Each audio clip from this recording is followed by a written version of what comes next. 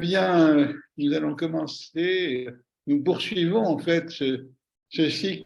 La psychanalyse est-elle toujours subversive? Et Jean-Pierre Lebrun a gentiment accepté de venir nous parler sur le titre à quelle gauche la psychanalyse est-elle structurellement liée, si je ne me trompe pas. Donc Jean-Pierre, je te donne la parole et puis on attend beaucoup de choses passionnantes. Bon, je ne sais pas si ça va l'être, on va voir.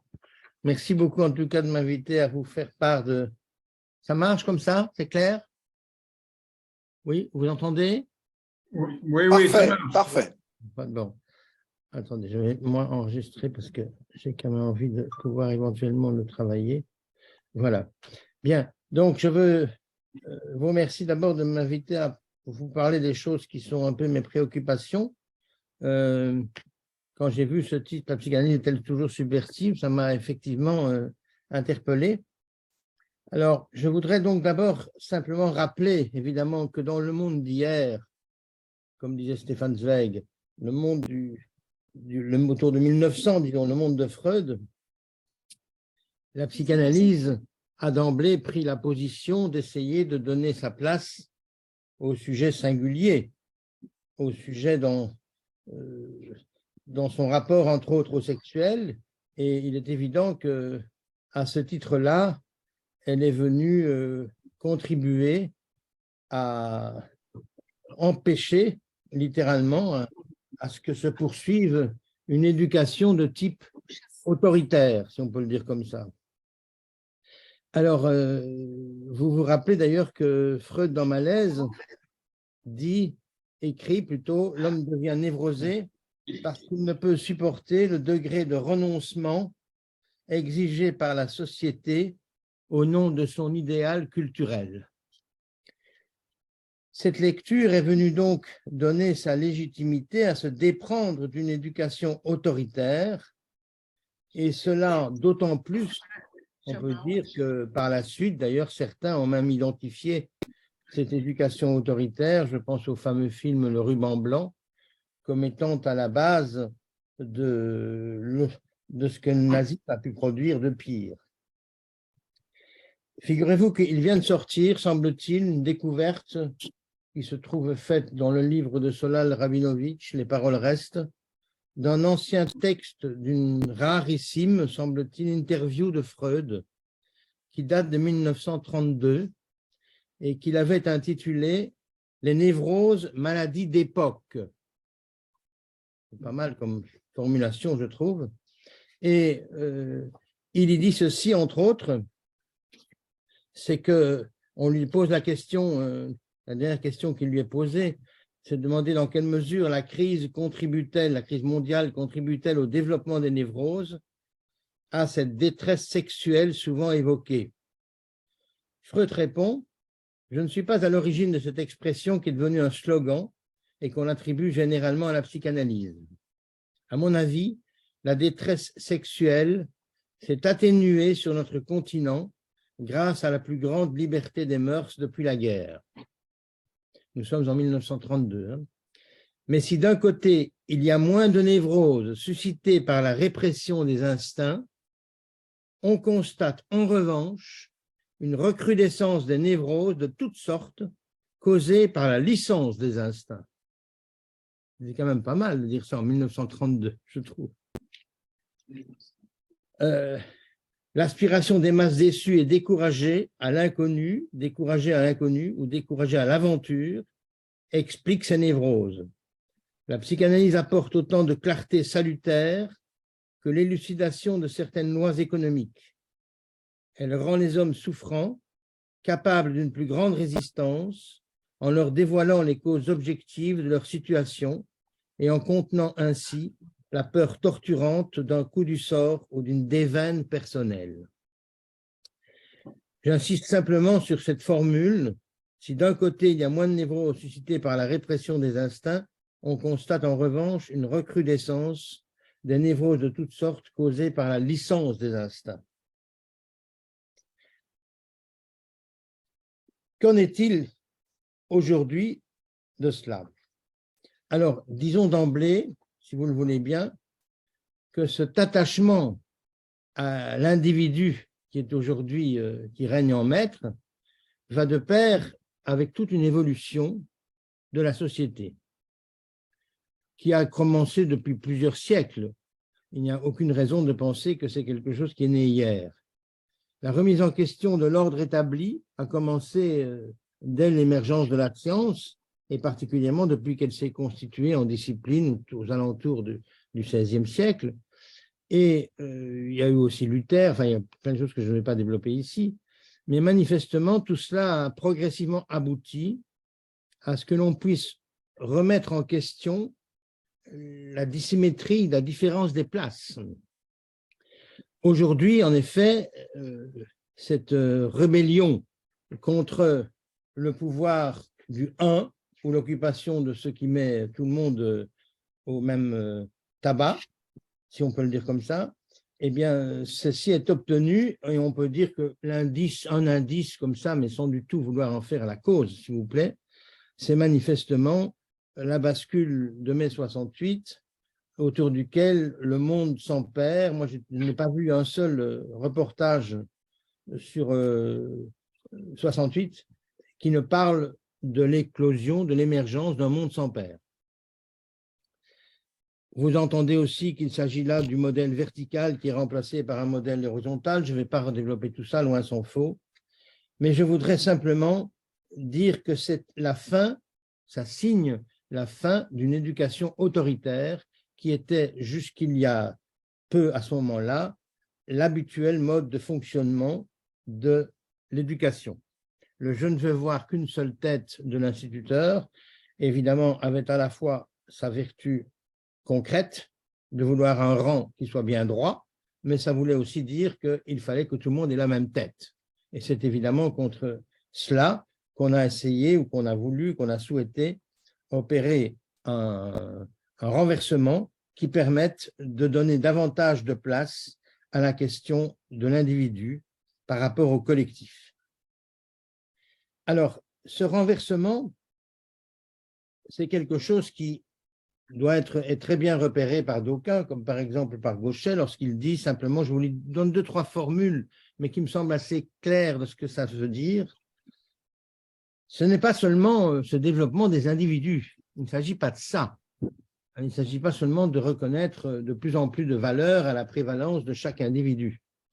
Il s'agit au contraire, et je le cite là, non pas simplement une société caractérisée par le comportement individualiste de ses membres, mais une société qui se définit en théorie et en pratique comme composée d'individus et qui fonctionne de part en part sur la base de cette individualisation. Pour le dire en des termes qui en font ressortir davantage le paradoxe, c'est une société qui produit les individus qui la produisent. Tel est l'événement civilisationnel dont nous avons à prendre la mesure, écrit-il. Plus loin, ce ne sont pas tant les individus qui s'affirment comme tels, de leur propre chef, que leur société qui les enjoint de se considérer et de se mobiliser comme tels. Il y va donc d'une inversion de la logique qui a présidé depuis toujours à l'établissement des sociétés. Autre petite note encore, il ne reste plus que les individus définis par leurs droits et leurs intérêts. Cette vision repose en dernier ressort sur une profonde méconnaissance de ce qu'est et de ce qui fait une société. C'est là qu'elle pose problème et que nous retrouvons le sens habituel du mot idéologie.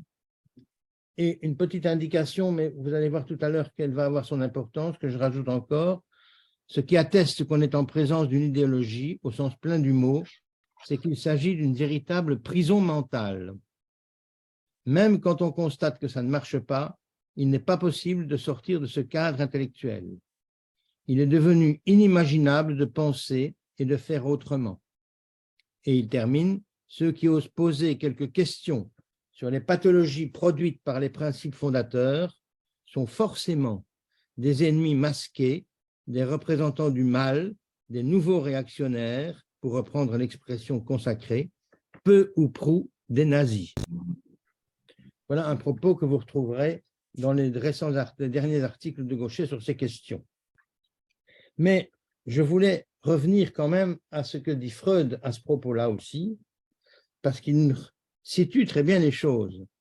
Il dit dans Malaise, toujours dans la civilisation, une bonne part des luttes de l'humanité se concentre autour d'une unique tâche, trouver un équilibre approprié, c'est-à-dire satisfaisant, entre les revendications individuelles et les exigences civilisationnelles.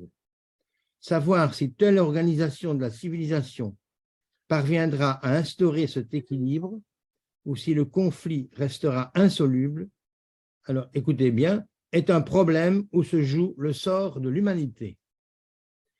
Donc, ce n'est pas du tout sous-estimé comme difficulté, cette inversion qui a eu lieu tout à coup, où la société fait prévaloir l'individu sur le collectif, et ceci a toute une série de conséquences qu'il s'agit justement d'identifier, je crois, parce que les conséquences qu'elles amènent sont à propos de la construction de l'appareil psychique.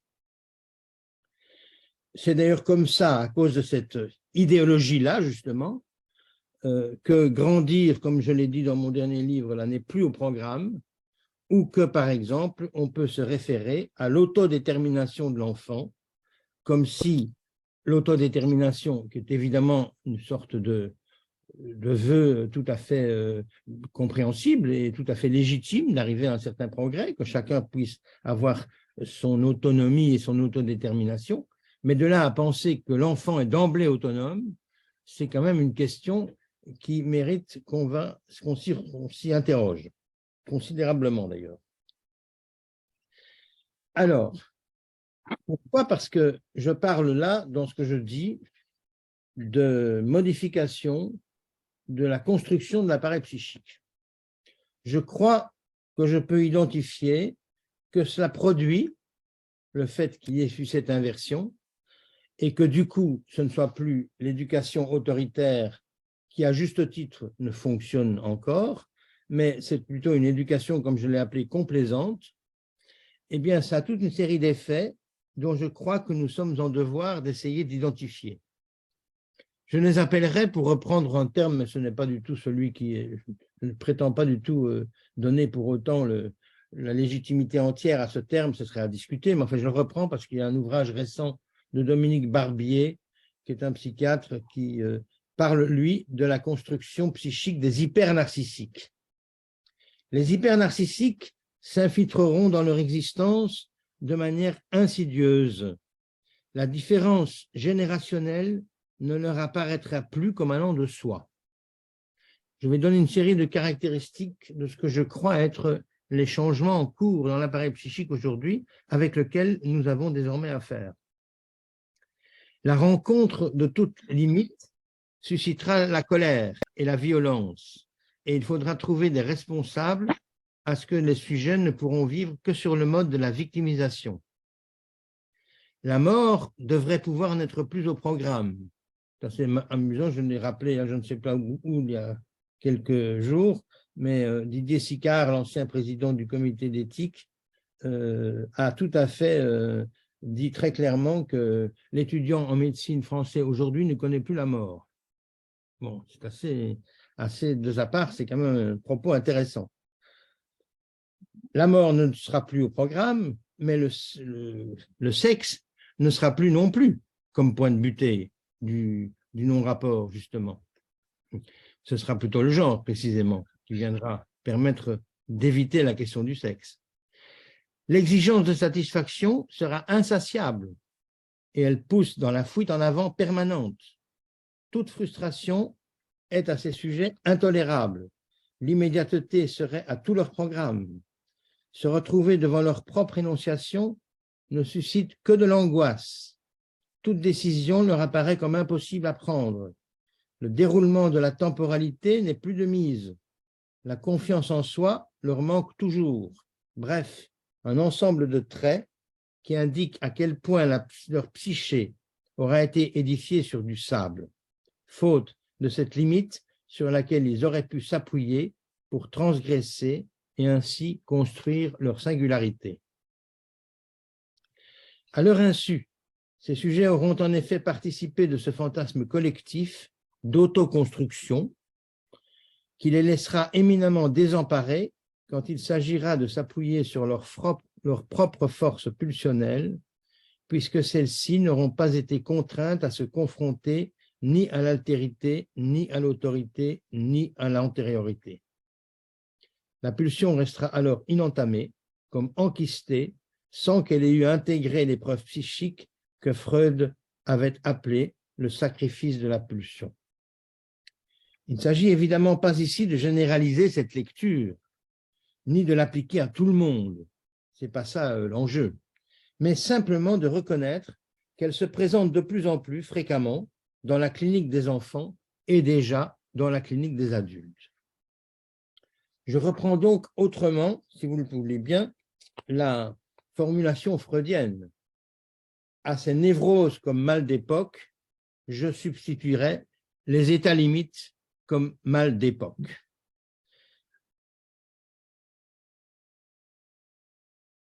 Conséquence de la dérégulation entre l'individuel et le collectif suite à la mutation de société que je viens de vous indiquer. C'est déjà ce que j'ai soutenu il y a 25 ans dans Un monde sans limite, au point d'en déclarer aujourd'hui qu'on était plutôt dans l'immonde sans limite, et c'est évidemment avec cette préoccupation-là que j'ai rencontré Charles Melman autour de ce livre « L'homme sans gravité ». Alors, puis-je en dire quelque chose davantage aujourd'hui? Je dirais oui, à propos, entre autres, avec entre autres quelqu'un qui nous a quittés lui aussi, c'était Safouan. Récemment, là, va paraître bientôt un livre avec Roland Chemama, sous la direction de Roland Chemama et Christian Hoffman, pour parler de nouvelles hypothèses sur les états limites, dont je veux reprendre quelques propos qui sont présents et qui ont été donnés par Safouan avant qu'il ne nous quitte. Il parlait précisément d'une grande partie des demandes d'analyse, comme il disait, est à l'heure actuelle formulée par des sujets qui relèvent de cette description. Sujets chez lesquels l'idée de père comme signifiant du désir de la mère n'a aucun sens. Il ajoute, il ne s'agit pas d'une forclusion du nom du père, donc pas de psychose, il s'agit de sa carence comme signifiant du désir de la mère. Il évoque d'ailleurs à ce propos l'absence de fantasme de scène primitive qu'il entend comme la façon dont l'inconscient représente le fait que le père est signifiant plutôt du désir de la mère. En passant, ceci rejoint ma thèse développée dans Les couleurs de l'inceste d'une clinique de la famille bimonoparentale. Dans un tel contexte de société qui a délégitimé la fonction paternelle au titre de ce qu'elle avait été, ce qu'elle est assimilée au patriarcat, contexte qui sévit depuis 3 générations maintenant environ, la question se pose d'être encore à gauche au sens de soutenir le singulier contre l'injustice. Ou bien est-ce qu'il nous faut, comme analystes, supporter de rappeler ce qui est nécessaire à la structuration psychique? Et n'est-ce pas là que nous avons encore notre responsabilité subversive? Au fond, c'est une subversion à l'envers d'hier en tout cas, je dirais, qui me permet d'amener 2 questions. La première, est-ce que c'est soutenable autrement qu'en faisant la morale? Vous savez que c'est un peu le différent que j'ai eu avec Melman dans la dysphorie de genre, puisque lui prétendait que j'allais m'embourber dans de la morale en faisant comme ça, en rappelant que c'était possible. Pourquoi, deuxième question, pourquoi cela est-il si difficile pour l'analyste de soutenir cette position? Première question donc, est-ce que c'est soutenable cela autrement qu'en faisant de la morale? Eh bien, je pense que oui, précisément, en tout cas, c'est ce que je trouve appui pour penser cela, grâce à l'œuvre de Lacan. Ça fait retour à Freud en rappelant que tout ce que celui-ci avait découvert relève de ce que nous sommes des êtres parlants. Ce statut de par-l'être, comme il aimait dire, a des exigences, des contraintes que chaque enfant doit se réapproprier, car il ne suffit pas qu'il soit capable neurophysiologiquement de parler pour arriver à parler en son nom propre. Je donne quelques traits à ce propos. Le langage exige perte de l'immédiateté, perte de l'objet réel, seulement semblant d'objet, dissymétrie des places de locuteur et d'auditeur, dissymétrie incontournable. Abord de la mort dès le plus jeune âge, nécessité d'un deuil au départ de l'existence, irréductible binarité dans la langue, altérité de la langue comme originaire, impossibilité de tout dire, production d'un réel propre à la parole elle-même, incertitude inéluctable sur son être. Toute une série de traits qui sont très directement liés au langage, au fait que nous parlions, et qui sont ceux des traits que le vœu transhumaniste de la toute-puissance voudrait bien faire disparaître. Donc, vous voyez tout de suite là qu'il y a, je trouve, une matière pour moi absolument essentielle de prendre appui sur ce qui est travaillé par Lacan pour essayer de faire entendre à la collectivité que nous sommes en train de méconnaître des lois fondamentales dont il n'y a pas moyen d'échapper, auxquelles il n'y a pas moyen d'échapper. Deuxièmement, pourquoi difficile? Pourquoi difficile précisément? Cela est-il difficile pour l'analyste de soutenir une telle position? Précisément, n'est-ce pas parce que cela lui demande de reprendre cette catégorie du père réel qui aujourd'hui fait défaut? L'analyste n'est-il pas lui-même victime de ce que par ailleurs il repère? C'est à lui de prendre sur lui que ce dit père réel a toujours droit et devoir d'ailleurs à dire, et ne pas se contenter du père du nom. Il faut encore que ce père s'énonce de temps en temps. Pourquoi s'énoncer? Parce que s'énoncer signifie qu'il a lui-même pu faire avec ce que parler exige. Et je pense qu'aujourd'hui, on ne prend pas la mesure de ce que cela n'est plus repérable, bien souvent. Si je trouve cela essentiel, c'est parce que s'il évite d'occuper cette place, c'est comme s'il ne voulait pas tenir compte de la place où il est mis dans le transfert, avec ce type de patient, bien sûr, ni de la façon dont l'inconscient du sujet limite s'est construit. Je voudrais donner une définition de l'inconscient que je me suis donnée à moi-même et que je vais vous soumettre pour essayer de rendre compte de ce qu'il y a aujourd'hui peut-être une nouvelle manière d'essayer, en tout cas, c'est une nouvelle manière de prendre en compte la question de l'inconscient. Pour moi, ce sont les traces éventuellement toujours actives de comment l'appareil psychique s'est constitué en lien étroit avec les premiers autres qui ont entouré un sujet. Rien n'est oublié de la période d'avant 6 ans. C'est Freud qui le dit. Mais en gros, via Freud, ce sont les périodes de 3 à 6 ans qui ont été retenues comme organisatrices de névrose. Alors qu'aujourd'hui, suite à l'évolution du monde et les enjeux que je viens de vous rappeler, la période qui semble devenir importante est pour moi davantage celle de 0 à 3 ans. Le modèle sociétal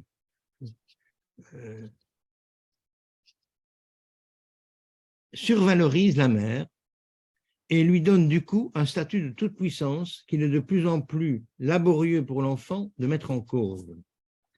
Ce qui est masqué sous l'effet de la mutation sociétale, c'est la fin de la pertinence du principe paternel, la fin du père réel comme légitimement devant intervenir. De ce fait, la prise de la mère est d'autant plus grande et il y a fin du renvoi au désir du père. C'est ça qui organise pour moi la situation de l'état limite, qui n'est pas du tout une psychose pour autant. Ce qu'il faut déplier, c'est la toute-puissance maternelle qui protège celle de l'enfant et vice-versa. Mais du coup, c'est un hyper-narcissisme qui se met en place, une toute-puissance que rien n'ébranle et qui se fait rebelle à toute intrusion ou remise en question. Travailler le narcissisme identitaire comme une défense contre les exigences de la structure qui n'ont pas été comme viabilisées par les premiers autres du sujet. Voilà ce qui est au programme. Ce que nous disent les états limites et qu'il serait très utile de prendre en compte, c'est que les symptômes qui sont les leurs relèvent non pas tant d'une élaboration névrotique que d'une conséquence de ce qu'ils n'ont pas, dans les premières années de l'existence, reçu l'aide nécessaire à leur construction subjective. Vous voyez que si je soutiens cela, ça va un peu à l'encontre même de Freud et de l'idée que l'on s'est faite à l'époque, en son temps, de ce que Freud était anti-pédagogue. Donc il y a là quelque chose d'un peu étonnant à devoir tout à coup penser les choses, non plus en termes de libération du sujet par rapport à ce qui le condamne, ce qui le contraint, entre autres évidemment le social, mais au contraire de repérer l'absence de structuration qui ne lui permet pas justement de faire une objection. L'infant doit renoncer à être le tout de l'autre, comme il doit renoncer à pouvoir tout faire, tout dire. Habituellement, c'est évidemment d'abord la mère qui se charge de lui faire passer ce message, en même temps qu'elle l'accompagne dans son trajet pour le soutenir à consentir à ses renoncements. Le père est aussi à la tâche à sa façon, en verrouillant les prescriptions à renoncer, en faisant un point d'appui sur lequel l'enfant pourra ensuite se construire. C'est là qu'aujourd'hui, ce dit père se trouve délégitimé, puisqu'il ne peut plus prendre appui sur le patriarcat pour assumer ce travail. Ce que je dis là ne veut pas dire qu'il faut revenir au patriarcat, s'il vous plaît. Ce qui veut dire qu'il faut repenser la légitimité pour le père réel d'intervenir. De ce fait, le fonctionnement de la mère donne le ton, et ce qui risque souvent de se passer, c'est que l'enfant ne sera pas invité à effectuer ce renoncement, ou ces renoncements. Ou alors, il sera laissé seul à cette tâche, ce qui est d'emblée problématique, car si ce renoncement n'est pas verrouillé par de l'autre, pourquoi ne pas éviter et contourner systématiquement l'obstacle, entraînant du coup d'ailleurs une phobie que l'on sait bien qui est aujourd'hui très présente chez ces états limites, à savoir une phobie sociale, phobie scolaire, phobie de toutes sortes, mais phobie sans signifiant phobique. Ce n'est donc pas la même problématique que celle des psychoses ou des névroses. C'est une problématique qui rend compte de ce que la structuration psychique n'est pas mise en place de telle façon que le sujet puisse faire face à l'existence avec l'appareil psychique qui permet de supporter, de vivre dans les mots, dans le mot à mot, en s'affranchissant du corps à corps et en reconnaissant que le réel ne peut aucunement être atteint. C'est l'inconscient, comme je l'ai évoqué, avec comme autre appui le transfert, en tant qu'il faut en passer par lui pour pouvoir rejouer les choses un peu autrement.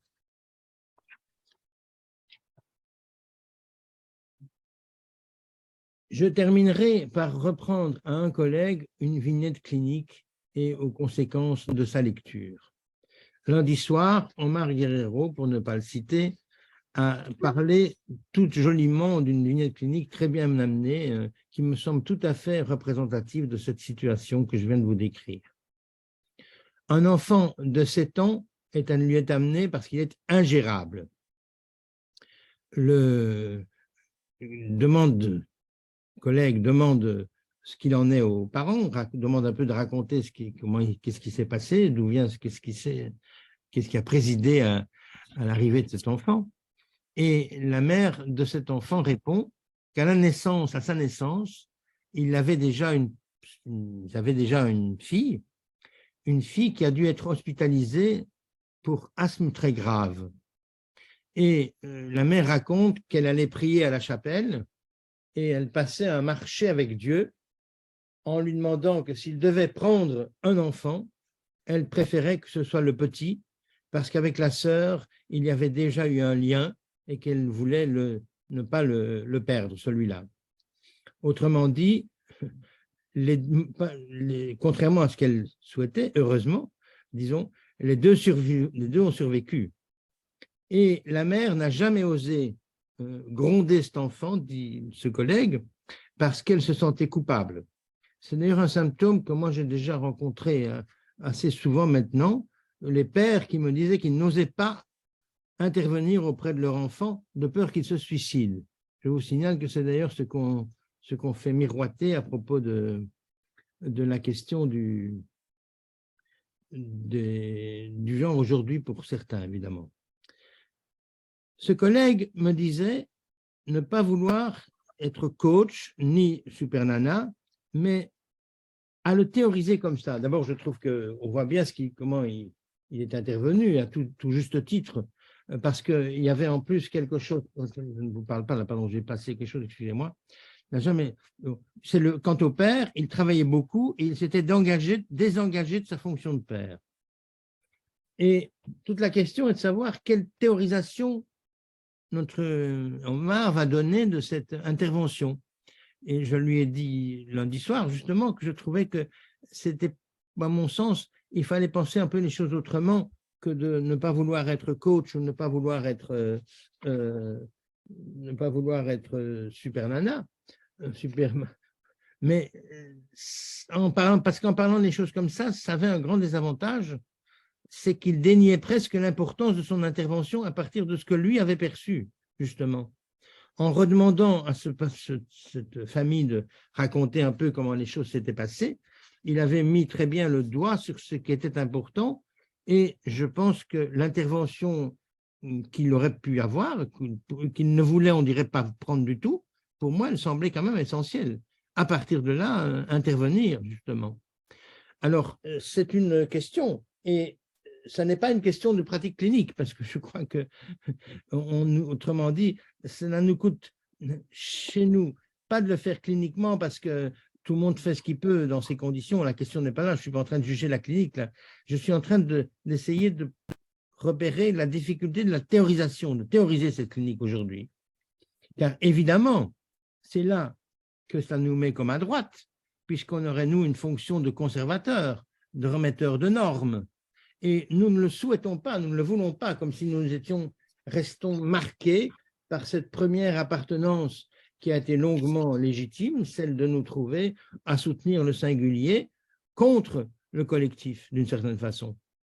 Ou en tout cas, de permettre au singulier de trouver sa voie dans le rapport à un collectif qui avait plutôt l'exigence d'une normativité dont on ne savait plus, dont le sujet ne savait plus sortir. Alors, cette position-là me semble tout à fait donc difficile de tout à coup prendre cette position de pouvoir être lu du côté droit. Or, moi, je crois qu'il faut inverser le propos et continuer à soutenir que l'on est toujours, mais que l'on ne peut pas se reconnaître dans cette gauche, mais on est toujours de gauche, mais on ne peut pas se reconnaître dans cette gauche qui ne pense plus prévalence du collectif. C'est ça la difficulté aujourd'hui. C'est que la gauche, on est trop à gauche, on pourrait dire comme ça, peut-être que l'analyste serait trop à gauche que pour se reconnaître dans une gauche qui n'est plus qu'au service de la revendication individuelle. Alors ça, c'est une énorme question, parce qu'il faut donc reconnaître en quelque sorte que nous sommes comme tout le monde et que nous sommes mis à mal d'occuper une place, qu'il s'agit parfois de retrouver la catégorie du père réel, là, comme je le dis, mais il le faut néanmoins au cas par cas. Mais c'est pour cela qu'il faut savoir que nous le faisons concrètement, parce que nous avons un énorme avantage, c'est que nous travaillons dans un cabinet privé. Nous travaillons entre nous, entre le patient ou la famille, peu importe, et nous. Et ça, c'est pas du tout la même chose que de se retrouver à devoir avoir le soutien face à d'autres qui pensent les choses différemment. Et c'est vraiment tout à fait, du coup, souvent la tendance aujourd'hui à renoncer il me semble qu'il y a une tendance du côté des analystes à ne pas vouloir reconnaître que ce qu'ils font, c'est-à-dire qu'ils soutiennent eux-mêmes parfois cette catégorie. Voilà un petit peu les choses que je voulais vous dire. Je pensais que ça pouvait amener en tout cas de la discussion, j'espère. Et au fond, pour le dire simplement, c'était ma lecture du nom du Père, comment s'en passer à condition de s'en servir. Hein. C'est rien de plus que ça. Mais ça me semble important de repérer qu'aujourd'hui, c'est largement en train de diffuser et de nous montrer, de se mettre à l'œuvre, de travailler pour qu'on n'arrive pas à laisser entendre à quel point nous sommes nous-mêmes participants avec Alain Hérali là, sur le livre L'autorité. Il appelait, lui, que moi j'ai trouvé très intéressant, la société de la déflexion. Alors, la société de la déflexion, je reprends ce qu'il dit, c'est le fait pour un agent d'autorité d'attribuer à d'autres les contraintes qu'il est amené à exercer, de renvoyer ces contraintes à une domination extérieure dont il se borne à transmettre les exigences afin de se décharger du poids de la responsabilité collective. Nous pourrions très bien être en train, nous, de mettre les règles du langage à cette place-là et nous décharger du poids de la responsabilité collective, justement. C'est le cas du chef qui se cache derrière les chiffres et les règlements pour obtenir le licenciement d'une employée. C'est le cas d'un directeur qui prétexte des contraintes techniques pour justifier des options. Enfin, je vous passe tous les détails, mais vous avez tout le temps cet évitement d'avoir à faire sien les règles qui sont en vigueur. S'il y a des flexions, cela veut dire, dit-il, qu'il y a peur d'exercer l'autorité, peur d'occuper la place d'exception, de jouer le rôle et d'assumer la responsabilité du collectif.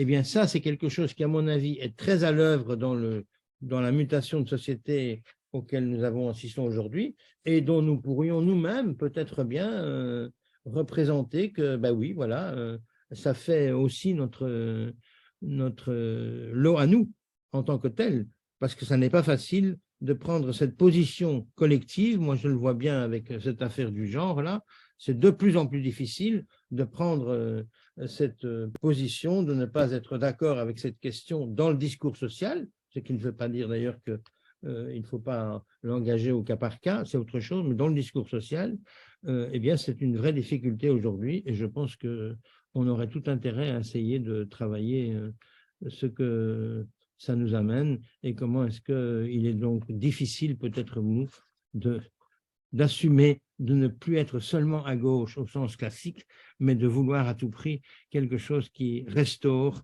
le lien qu'il y a entre le collectif et l'individualité. Voilà un petit peu les points que je voulais amener pour qu'on discute si vous le voulez bien. Oui, merci Jean-Pierre. Comme ce n'est pas moi qui suis discutant, je vais simplement dire quelque chose comme ça rapidement.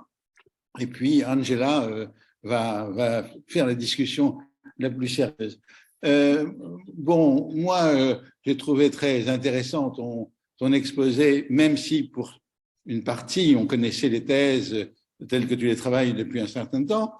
Je trouve intéressant d'avoir souligné que les lois, les normes que nous rappelons ne sont pas celles, par exemple, d'un patriarcat, comme on a pu le dire, hein, mais au fond, tout simplement, celles que nous sommes obligés de soutenir si nous percevons l'importance du collectif et également les lois du langage. Hein. Donc, si tu veux, la mise en place à partir de quoi les analystes prennent leur position me paraît, bien entendu, tout à fait importante.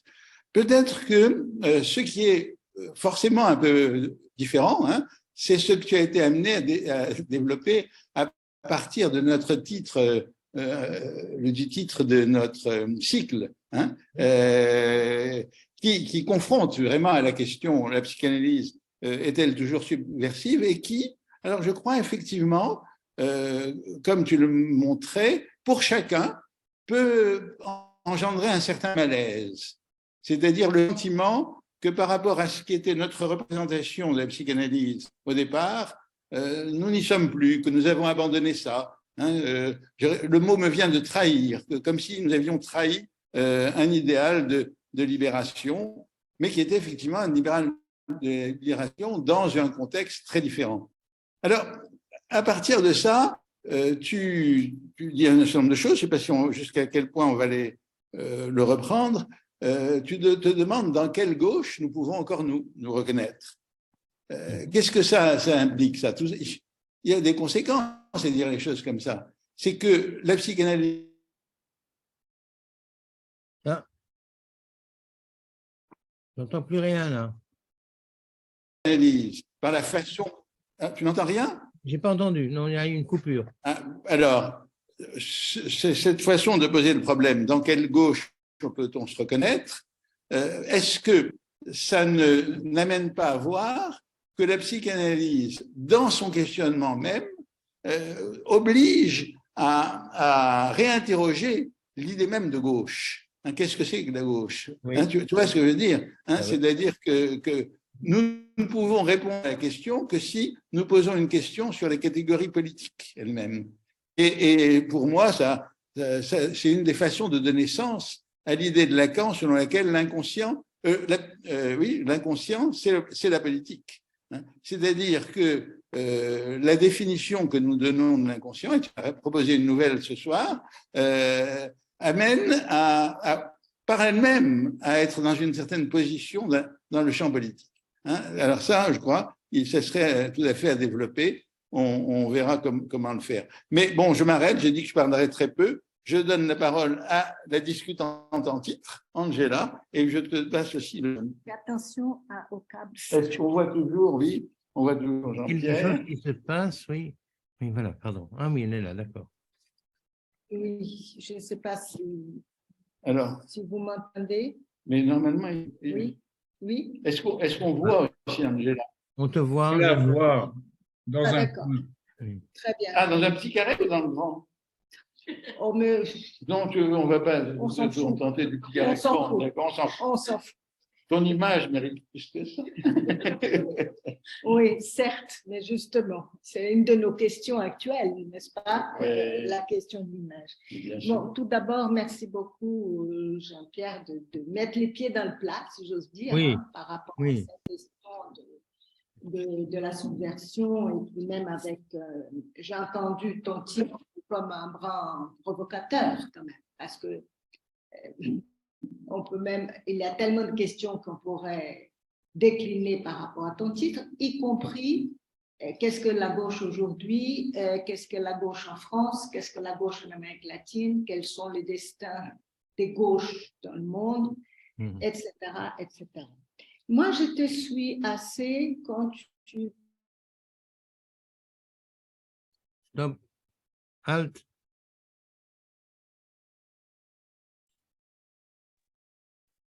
On n'entend plus. Non, on n'entend plus.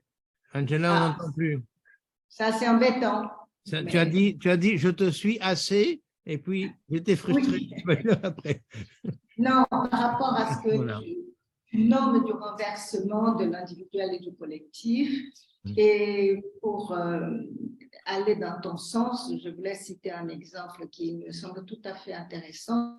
Il y a quelques années, un parti dit de gauche, justement, ou même de extrême gauche, avait sollicité, convoqué une manifestation qui s'est appelée une manifestation pot pourri, dans le sens où chacun venait avec sa revendication. Chacun venait avec sa pancarte qui, nous, analystes, on pourrait imaginer qu'il était beaucoup plus de l'ordre d'une revendication de jouissance individuelle. Et ce qui était intéressant, c'est que cette manifestation était appelée le 1er mai, où traditionnellement, ce sont les syndicats qui appellent à défiler. Donc, je pense que tu as tout à fait raison de marquer cette mutation majeure. Je ne sais pas si on peut penser que c'est la seule chose. Parce que je pense qu'il y a quelque chose dans le fonctionnement du discours capitaliste lui-même qui nous mène dans le même type de conséquences. D'autre part, quand tu parles de la question de l'éducation et du père réel, qu'on serait invité dans les transferts actuels à venir occuper. Là, je suis plus visée, partagée. Parce que je pense que c'est vrai, j'ai fait cette réflexion la semaine dernière, il y a quelque chose qui n'est plus donné dans la culture. Les gens, ils venaient nous voir, ils avaient une petite notion de ce que c'était l'inconscient, le transfert et tout ça. Aujourd'hui, on est là. Et c'est vrai qu'on a peut-être un effort je ne sais pas si le mot c'est de l'ordre de l'éducation, de la pédagogie, mais c'est un pari, encore plus appuyé sur la supposition du sujet de l'intention. Et il y a tout un temps de la cure où il faut qu'on introduise les sujets à cette hypothèse-là par des choses, bon, chacun débrouille comme on peut. Hein. Moi c'est beaucoup par la surprise, ou pour marquer une surprise, ou appuyer sur un lapsus qui est tout de suite renvoyé à l'erreur, ou un oubli qui est tout de suite renvoyé à la question du défaut de mémoire, voire d'un Alzheimer précoce. Donc, vous voyez, nous sommes dans une espèce de régression par rapport à ça, si j'ose dire. On n'est pas dans la subversion du tout. Alors, cette question de la subversion, ça me tient beaucoup à cœur parce que, et c'est là où la question de la gauche est intéressante parce que il y a des révolutions de gauche ou est-ce qu'il y a des révolutions de droite. Mais Lacan, dans ce séminaire que nous sommes en train d'étudier cette année, il va nous dire quelque chose de très intéressant. La révolution, c'est ce qui tourne en rond. C'est ce qui revient toujours à la même place. Et ce qui est subversif, c'est de substituer où ça tourne, où ça tombe. Et par rapport à ça, Roland, je pense que notre responsabilité, notre tâche est encore plus accrue. Je ne pense pas qu'on est du côté du trahir, parce que vraiment, si on veut être subversif aujourd'hui, il faut s'approcher. Parce que s'il faut enrayer ce que ça tourne en rond, s'il faut enrayer cette répétition et les types de jouissance à laquelle nous avons affaire aujourd'hui, il faut s'accrocher pour que ça tombe. Donc, voilà quelques remarques qui c'est pas vraiment une discussion, si ce n'est que je voudrais, parce que bon, je pourrais, ce que tu as dit me suscite beaucoup de choses, parce que même par rapport à cette question de l'autorité et de l'autoritarisme, parce que ce qui est curieux, c'est que le discours capitaliste lui-même aujourd'hui incite les sujets à faire appel à un maître réel. C'est-à-dire que c'est du côté d'un 1, même si on est en train de se rébeller contre le 1, mais il faut préciser de quel 1 il s'agit, parce qu'il y a un appel à un réel, totalitaire.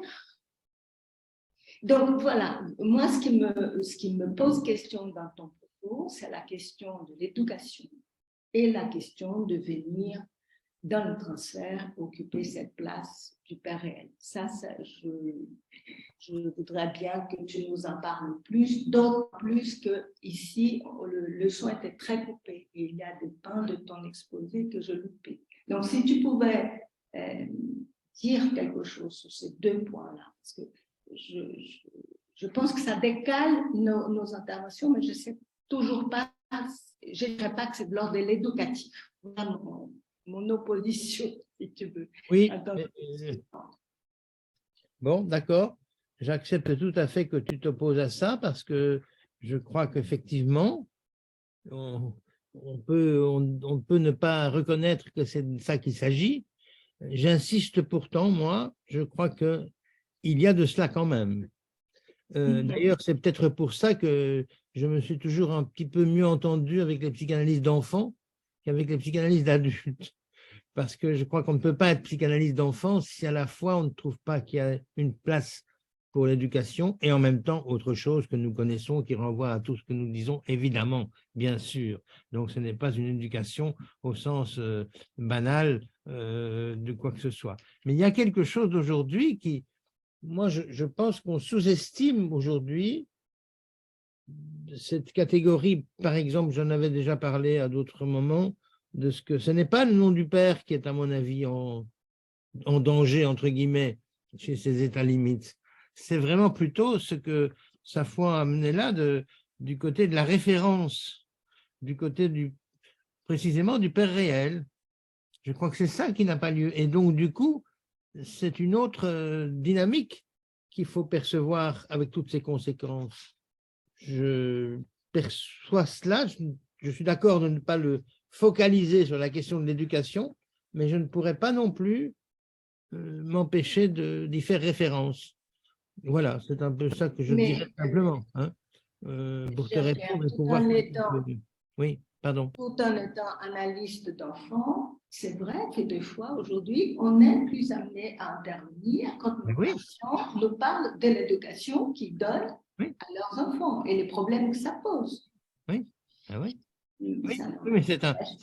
on ne voit pas, nous n'avons pas, si je puis me permettre, je ne crois que nous n'avons pas encore bien perçu. C'est quelque chose qui est en train de se jouer depuis un demi-siècle, hein, mine de rien. Depuis une quarantaine d'années, ça se joue en tout cas, tout ça. Donc c'est en train d'arriver petit à petit à atteindre les choses en profondeur. Et je trouve que de ce côté-là, il y a vraiment une clinique qui nous oblige, qui nous contraint à... Comment dire? Est-ce que c'est à prendre appui sur la question du Père réel? Quand même, je maintiendrai ça, moi. Mais bon, voilà, c'est une façon de dire qui n'est peut-être pas facilement recevable, je ne sais pas. Mais je le prendrai quand même que c'est plutôt la catégorie du Père réel qui est en défaut, très souvent. Il n'y a plus personne à la place. Il n'y a plus personne à la place. Il faut quand même bien savoir que tu relèves aussi trois autres traits. C'est pas que le mouvement de la société qui a basculé, c'est évidemment aussi le discours du capitalisme. En plus, c'est aussi le discours de la science comme tel qui permet des choses. Donc, il y a plusieurs... Là-dessus, j'étais très sommaire en parlant uniquement de cette question de la mutation sociétale, mais c'est parce que j'en parle déjà tellement que, bon, voilà. Mais je trouve en tout cas que cela amène à devoir prendre en compte, c'est comme si on n'étudiait pas assez finement pour moi, ce que cette évolution a entraîné et les conséquences sur l'appareil psychique. Je trouve qu'il y a vraiment quelque chose là qu'on n'est pas au point. On n'est pas... Et moi, j'ai difficile avec... je suis en difficulté, pour ne pas être parler belge, je suis en difficulté avec cela. Parce que je trouve que c'est quelque chose qui m'a l'air, y compris de jouer sur la façon dont les gens parlent. Donc, il y a toute une série de conséquences dont je ne suis pas sûr qu'avec les concepts que nous avons élaborés, même avec Lacan, il faut aller peut-être plus loin. Il faut peut-être parvenir à en dire quelque chose de plus, là. Oui, mais tu vois, je voulais te citer la phrase d'un enfant de 5 ans qui a dit « Tonton est un bon papa ». Tonton. C'est ça? Tonton. On est coupé, là. Tonton, Pas compris. Mari de la tante, l'oncle, non.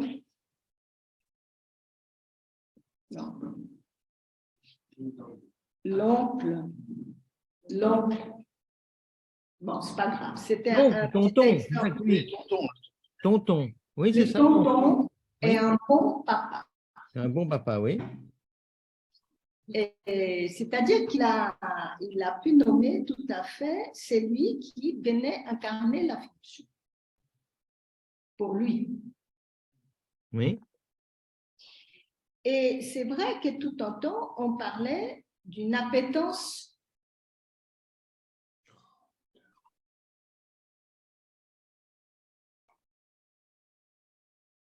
aujourd'hui est beaucoup plus interrogée. Mais voilà, je pense que c'est pas... Les enfants ne sont pas dupes. D'où est-ce qu'ils peuvent trouver celui qui vient incarner la fonction? Voilà ce que je voulais. Mais bon, la parole, il y a la salle virtuelle et puis il y a la salle présentielle qui peut peut-être prendre part dans cette discussion. Je vais peut-être ajouter juste un mot. Hein? Je vais ajouter un ou deux mots. D'abord, à partir de ce que tu dis, Angela, sur Tonton, je trouve que c'est effectivement intéressant que, quand même assez souvent, un enfant trouve quelqu'un dans l'entourage qui peut être dans une Il position, convoque. il convoque, ça c'est tout à fait intéressant dans la clinique. La deuxième chose, c'est sur le parallélisme entre les questions que nous posons sur la clinique et les questions, pourquoi pas, sur le anthropologique, pour ne pas dire politique. À un moment donné, tu as parlé de phobie.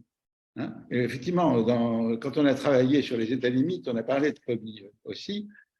Et si tu veux, moi, ça me renvoie tout à fait à la question suivante. Est-ce que dans cet isolement de l'individu, qui se pose comme un tout séparé, il y a déjà une dimension phobique? C'est-à-dire, est-ce que l'individualisme n'est pas une façon qu'on pourrait dire aussi bien phobique de s'écarter de l'autre? Et là, on aurait un parallèle entre cette clinique si fréquente aujourd'hui et les questions que nous posons sur le social. Tu vois, je ne sais pas ce que tu en penserais, mais... Je ne suis pas sûr de bien comprendre. Je veux dire que oui, ça rejoint ce que j'ai dit de l'altérité.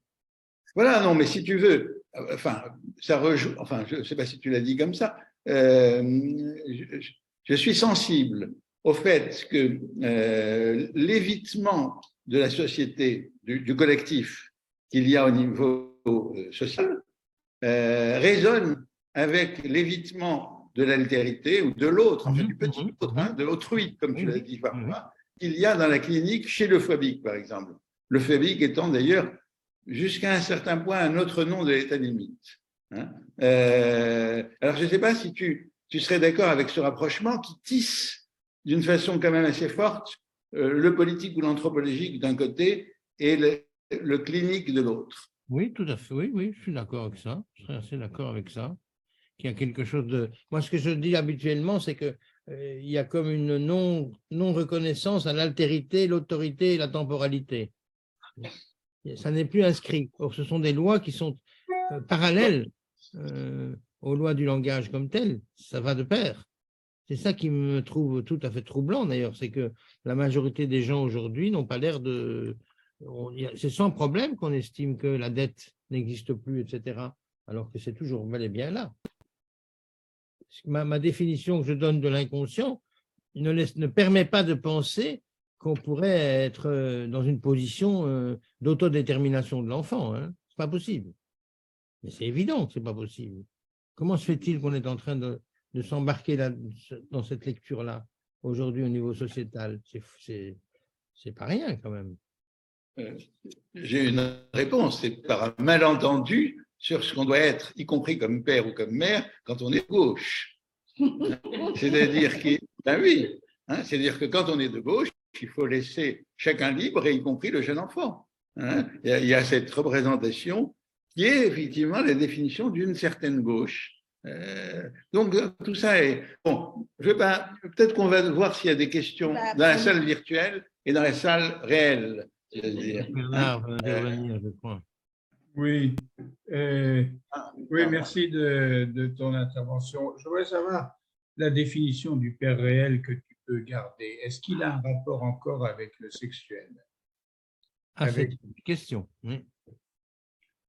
D'autre part, dans les états limites, les gens de l'Institut évoquaient beaucoup que la limite qui était problématique, c'était la limite du corps, c'est-à-dire l'aspect phobique qui est décrit n'est pas tout à fait la phobie névrotique. Non, non. C'est une phobie, ce serait une crainte de soit trop près, soit trop loin, c'est-à-dire quelque chose qui, de l'enveloppe des parenthèses du I de A, qui ne fonctionnerait pas très bien.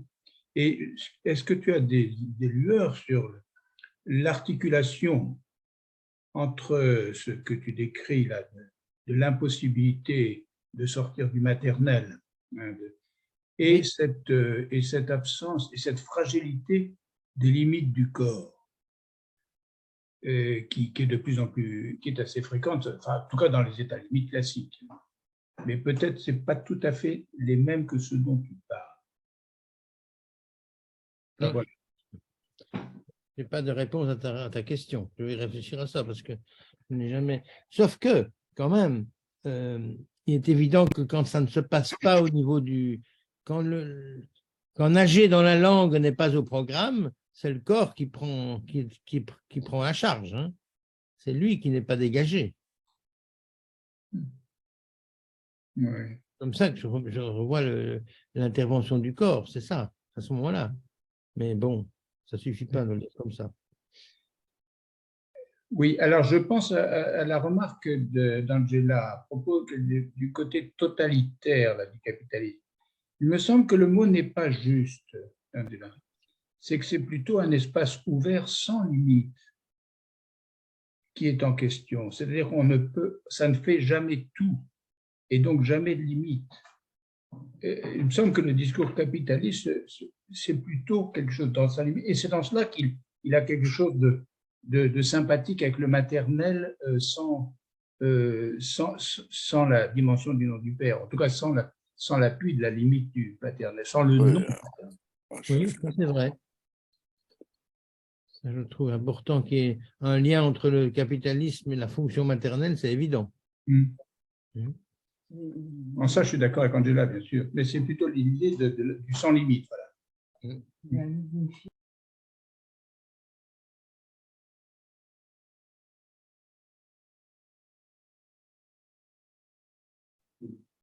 Bon, il faut voir s'il y a d'autres questions. Il y a peut-être d'autres questions.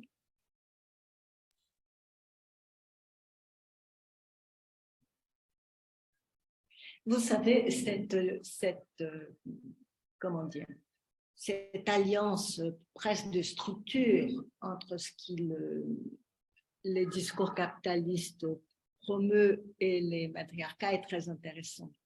Parce que ce que le discours capitaliste promeut dans la circulation et la mise en relation des lettres, des places d'un discours, fait qu'on a affaire à un S1 qui n'est pas castré. Et c'est la définition qu'on pourrait penser, non, qui met le mot donné du maître réel, qui est la figure emblématique du matriarcat. Donc, il y a là quelque chose d'une affinité de structure.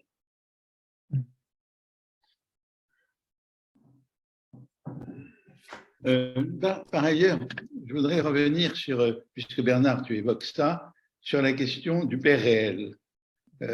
Tu dis, est-ce que ça a perdu la dimension sexuelle? Moi, ce qui me paraît important dans la dimension du père réel, c'est surtout le désir du père. Le sexuel.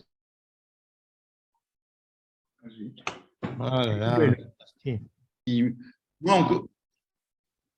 me semble que ce qui manque au sujet contemporain, c'est de pouvoir s'appuyer sur un père assez engagé dans sa vie, dans ses actes, pour faire sentir son désir. Et alors, à partir de cela, je pense qu'on peut faire un pont avec ce que Angela a dit des impératifs de notre pratique aujourd'hui. C'est-à-dire que pour que le sujet perçoive un peu quelque chose de ce que peut être inconscient, le lapsus, etc., il faut que nous y allions plus de notre désir et même que nous laissions voir peut-être un peu notre désir d'analyse. Il me semble que c'est ça que… Oui, il faut mettre ça. C'est très lourd dans la balance. Alors, est-ce que ça nous installe vraiment dans une position, pourquoi pas trop proche de celle d'un père réel? Je ne sais pas. Hein. En tout cas, ça… Où est-ce que ça nous amène à incarner quelque chose du désir de l'analyse? Oui, Moi, je préfère cette formulation. Oui, bien sûr. Incarner quelque chose, tu as dit quoi? Du désir? De l'analyste. L'analyste, d'incarner d'une façon plus appuyée le désir de l'analyste. Mais je ne nomme pas ça père réel. Non, mais disons que là où le père n'a pas été incarné comme réel, l'analyste a d'autant plus de nécessité de s'incarner. Hein? Oui, non, mais s'incarner dans son désir. Dans sa présence. D'accord, parce que si tu penses qu'il doit s'incarner comme père réel, bonjour pour la résolution du transfert. Hein. Là, on est coincé. Hein. D'accord. Il y a un problème à utiliser l'expression père réel parce que aujourd'hui il y a des couples qui ne sont pas faits d'un homme et d'une femme.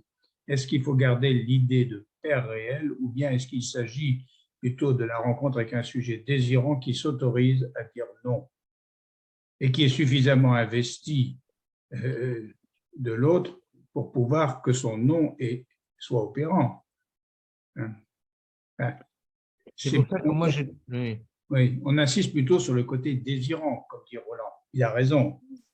Enfin, qu'il soit en tout cas, qu'il s'engage suffisamment dans son désir pour pouvoir dire ben oui ou non. Voilà. C'est pour ça que j'utilise habituellement le terme de catégorie du père réel, pour ne pas justement me confondre avec père réel comme tel, parce que c'est pas jouer au père réel dont il s'agit, évidemment. C'est pas ça. Mais je trouve que ça rejoint tout à fait ce que vous dites qu'Angela et Roland évoquent là maintenant, à savoir que avec cette passion-là, je trouve que, adulte pour moi en tout cas, la question c'est vraiment de commencer par d'arriver à quand même pouvoir dire, énoncer quelque chose à partir du désir qui est le mien, de ce que j'entends, de ce qu'ils me disent. Et que c'est là que se joue quelque chose d'un acte, quand même, qui est important pour pouvoir mener les choses un peu plus loin, justement. Donc c'est vrai que c'est... Mais ce n'est pas le père réel, ça. Pour moi, c'est la catégorie, faire en jeu la catégorie du père réel. Parce qu'aujourd'hui, tout ce que le symbolique suppose n'est plus porté par le social.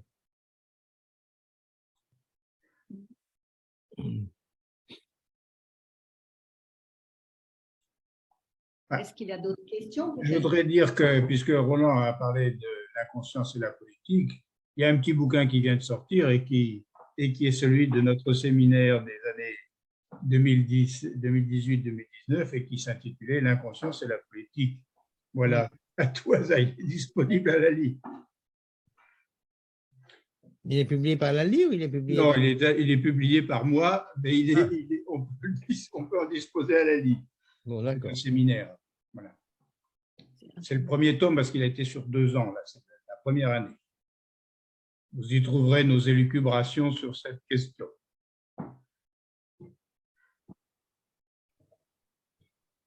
En tout cas, merci pour ton exposé parce que c'est vraiment des questions essentielles dans la conduite de la cure aujourd'hui.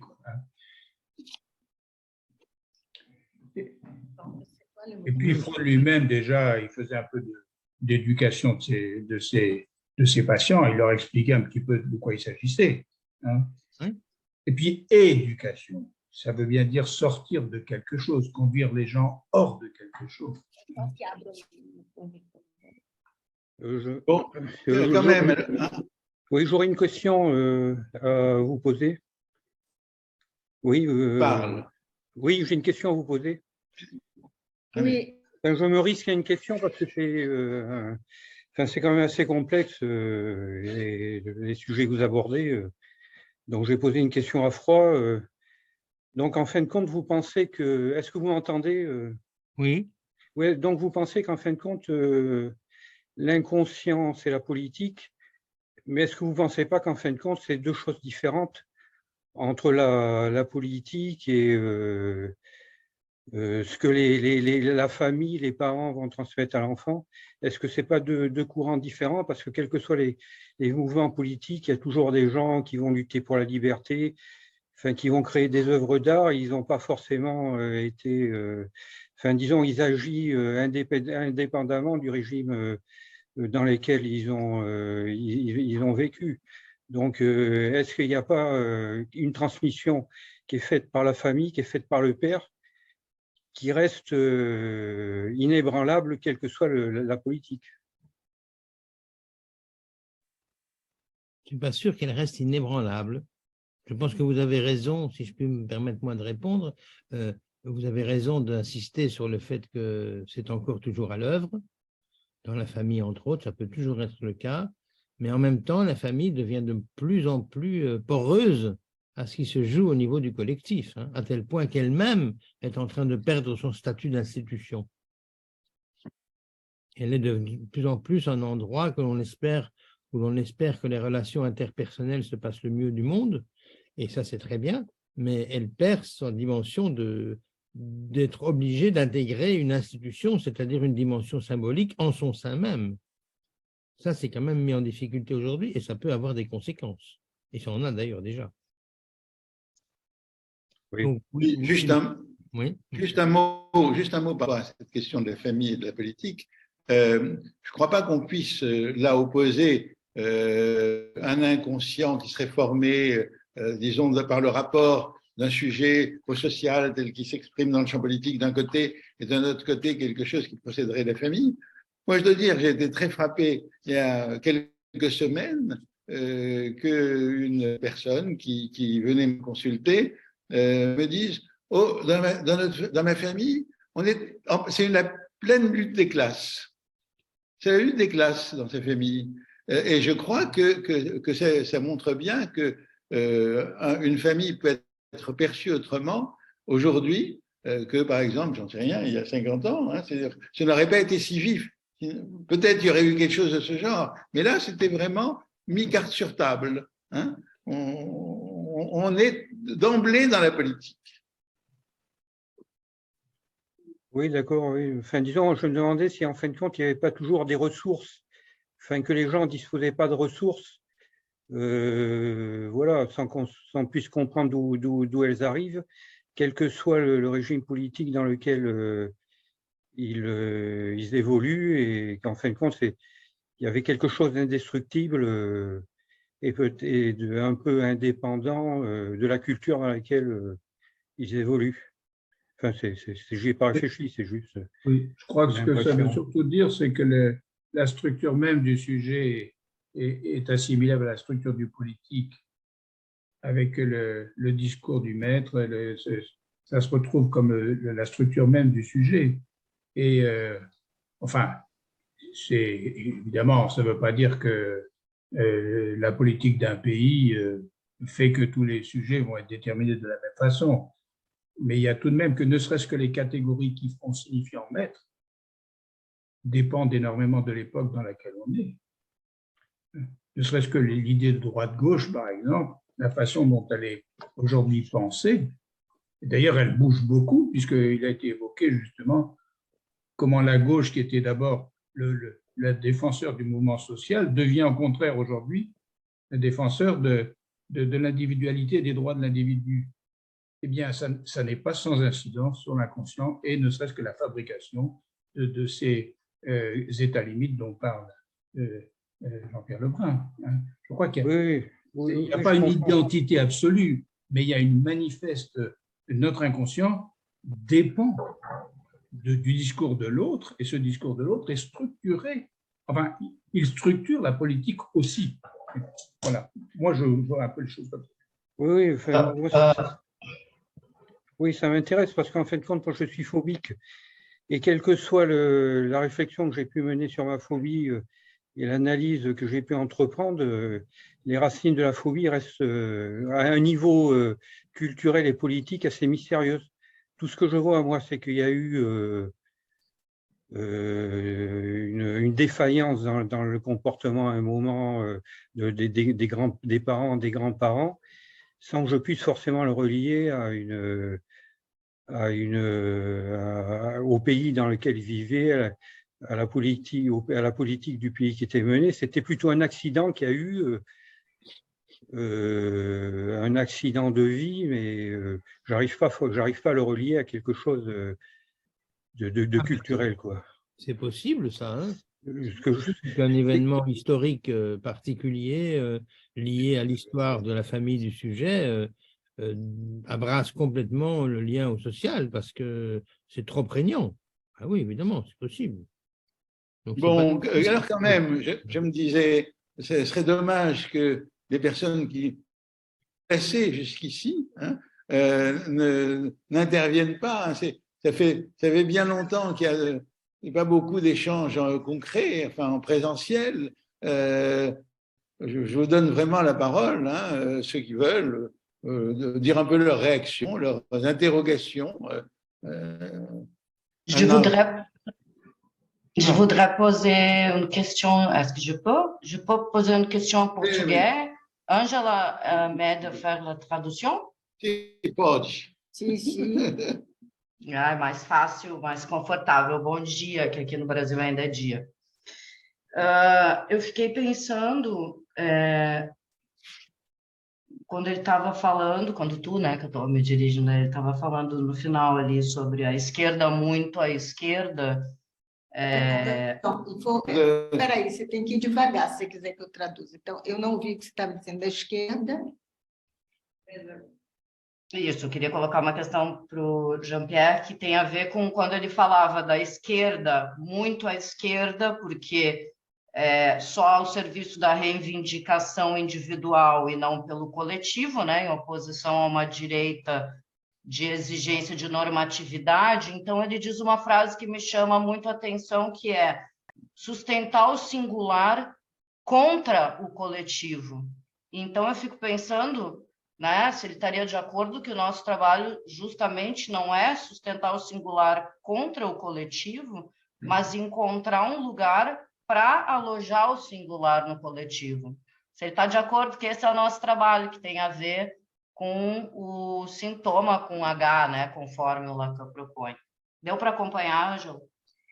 Não muito, porque está cortando o som. Mas se eu entendi bem, a sua questão é que... Non, non, en français. Non, mais il faut que d'abord je comprenne ce qu'elle a dit, parce que d'accord, j'ai compris. Excuse-moi. Não, eu vou pedir a você para repetir, porque estava cortado e eu não pude entender a sua questão para eu poder traduzir.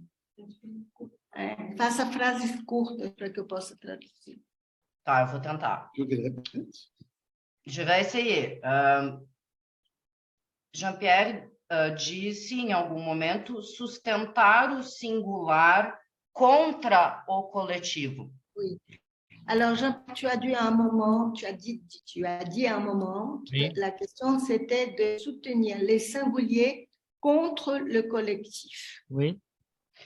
Ele disse isso quando falava da esquerda, muito à esquerda, em Tu as dit oposição, ça quand tu as parlé de la gauche très à gauche. em oposição à exigência de normatividade da direita. Et tu as dit cela par rapport à l'exigence de la normatisation de la droite. A minha questão tem a ver com esse contra, sustentar o singular contra o coletivo. La question a à voir avec ce contre, c'est-à-dire soutenir les singuliers contre le collectif. Se tu estás de acordo que o nosso trabalho tem a ver, antes ou de outro modo, com encontrar um lugar para alojar o singular no coletivo e não contra o coletivo. Alors, est-ce que tu serais d'accord de dire que notre travail à nous, en Alice, c'est de trouver une façon d'insérer ou de trouver un lieu pour les singuliers dans les collectifs? Oui. Et pas de contre. Alors, en fait, les collectifs. Comme je l'ai dit, ça m'est venu comme ça de le dire, mais le terme de singulier contre le collectif n'est pas juste. Vous avez tout à fait raison. C'est l'individuel contre le collectif, ça oui.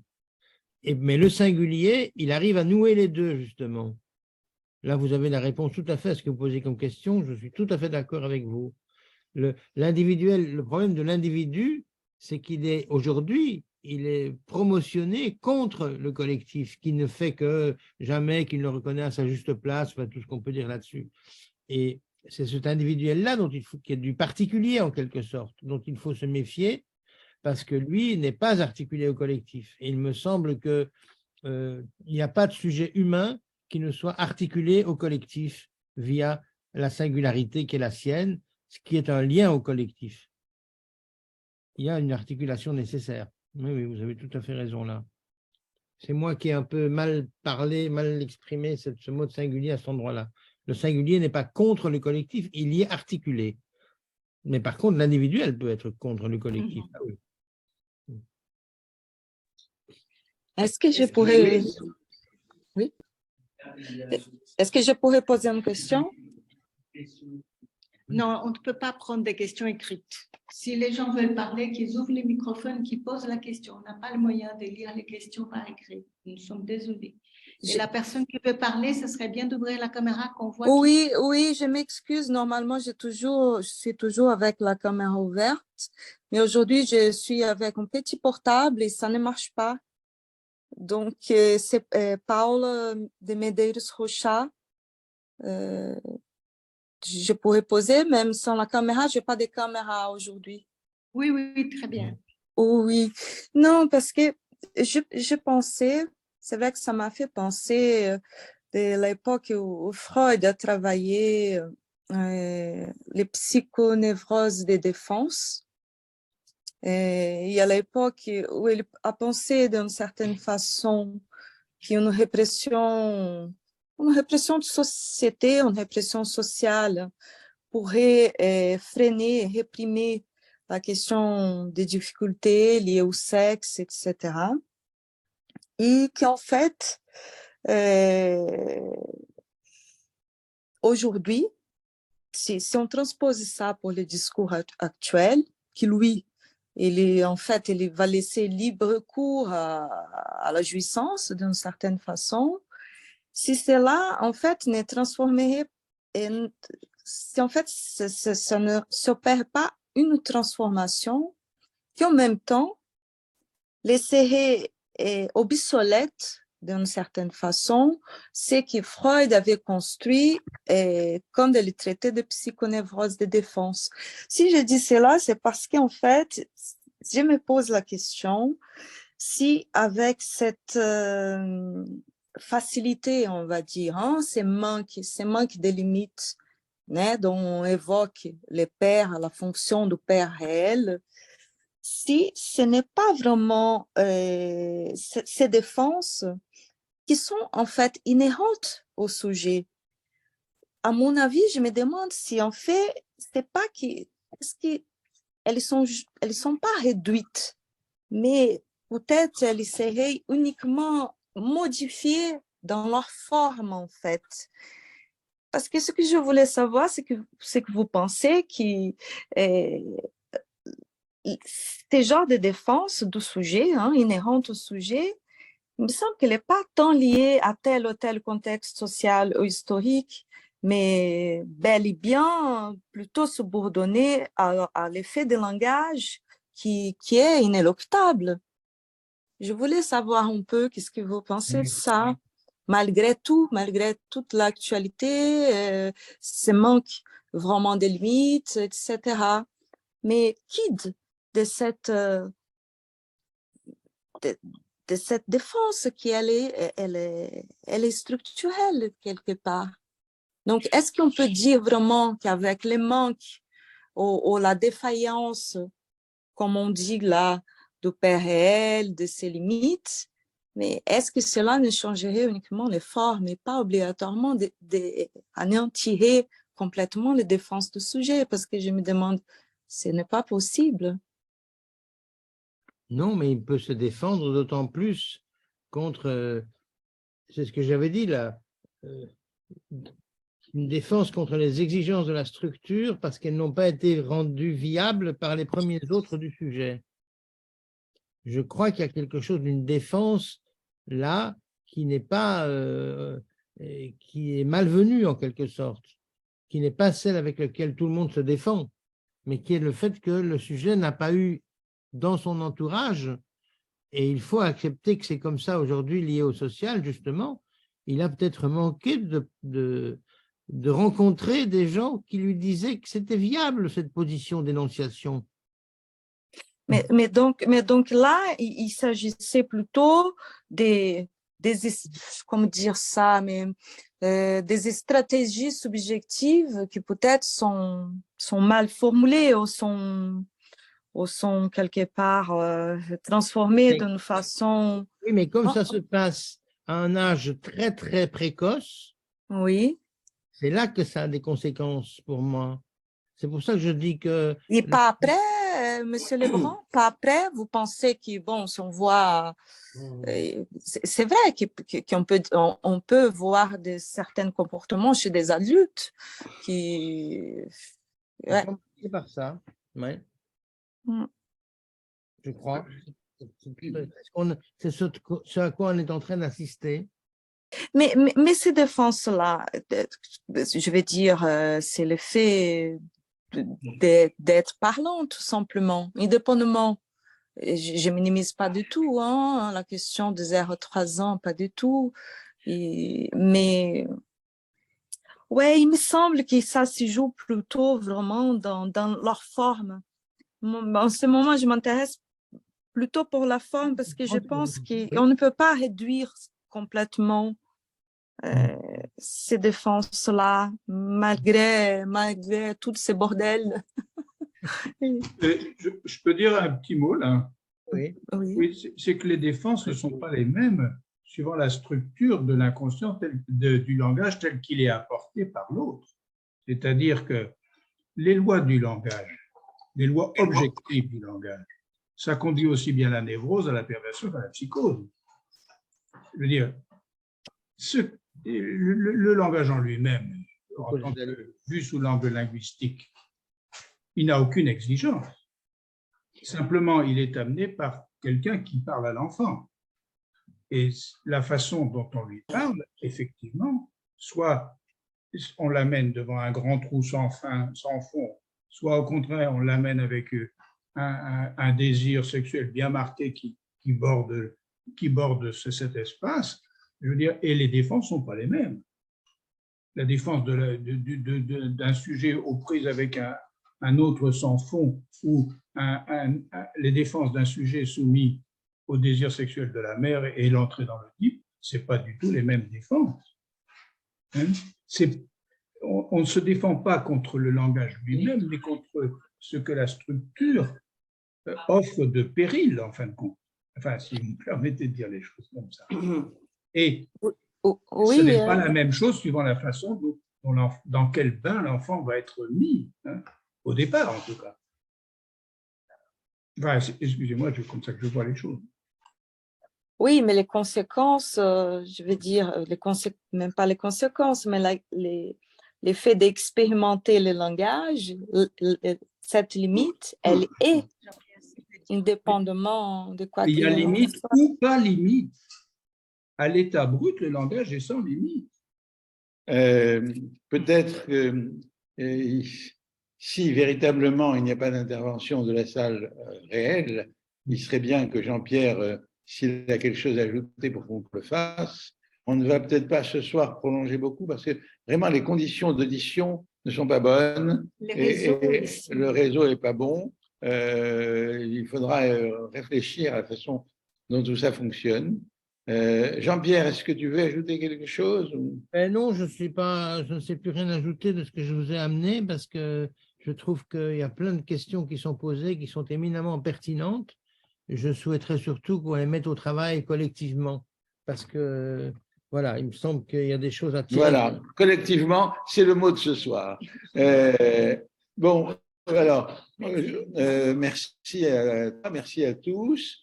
Je crois que je dois annoncer qu'il va y avoir une prochaine. Ça y est, fini.